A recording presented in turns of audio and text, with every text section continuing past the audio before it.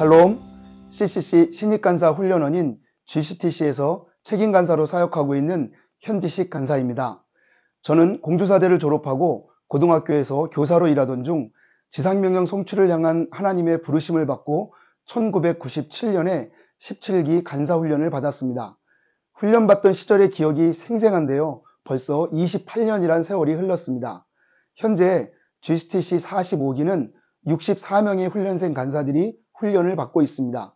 하고 싶은 일도 또 해야 할 일도 많은 청년의 때에 주님의 부르심에 순종한 64명의 훈련생 간사들이 내일부터 풍삼 오늘의 말씀에 출연하게 됩니다.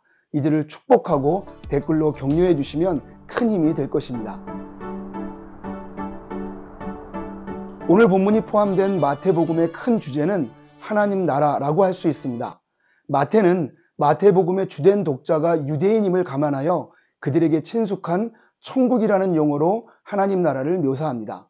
하나님 나라는 물리적인 의미보다는 오히려 하나님의 통치하심, 다스리심, 주인 되심을 의미합니다. 이러한 하나님의 나라를 마태는 예수님의 가르치심과 고치심이라는 두 가지 방식으로 기록하고 있습니다. 마태복음 11장과 12장은 하나님 나라에 대한 예수님의 가르침을 들은 사람들 그 사이에 나타나는 다양한 반응을 보여줍니다. 그리고 13장에서 예수님은 제자들에게 하나님 나라를 비유로 가르치십니다.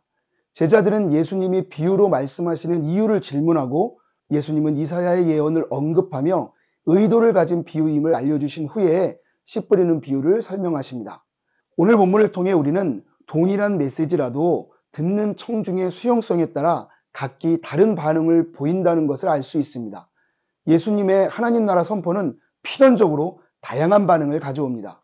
예수님은 비유를 설명하시면서 천국의 비밀을 말씀하십니다.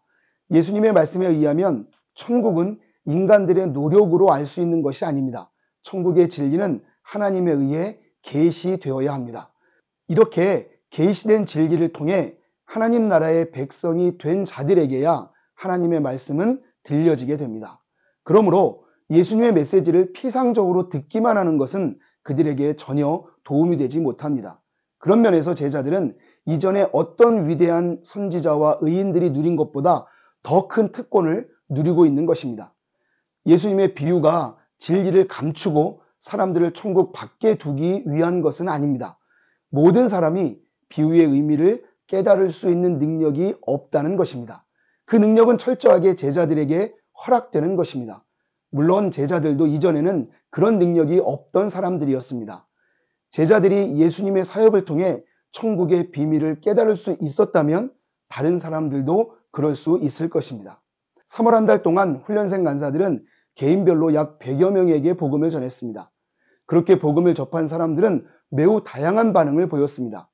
복음을 순수하게 받아들이거나 긍정적인 반응을 보이는 사람들도 있었지만 매우 공격적인 거부 반응을 보이거나 무관심한 사람들도 많았습니다. 이런 이야기를 들으며 순장님을 통해 사역일을 전해받고 예수님을 영접했던 저의 대학 1학년 때가 떠올랐습니다. 저는 예수님을 영접하고 너무 기쁘고 행복해서 사역일을 들고 전도를 했습니다. 하지만 대부분의 사람들이 복음에 무관심하거나 적대적이었습니다.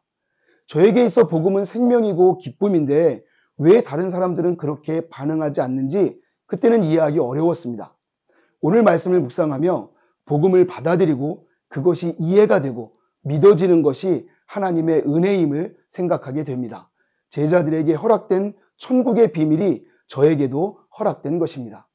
풍삼 독자 여러분, 여러분이 예수님의 제자로 살아가고 있다면 여러분에게도 천국의 비밀이 허락된 것입니다. 그렇기에 다른 사람들에게 하나님의 말씀을 전하는 일을 꾸준히 하는 것은 우리의 당연한 의무이자 책임입니다. 지난 3월 캠퍼스 곳곳에서 복음의 씨앗을 뿌린 한 분 한 분을 격려하고 축복합니다. 비록 우리가 뿌린 씨앗이 길가나 돌밭, 가시떨기에 떨어졌을 수도 있을 것입니다. 하지만 좋은 땅에 떨어져서 30배, 60배, 100배의 결실도 맺을 수 있을 것입니다.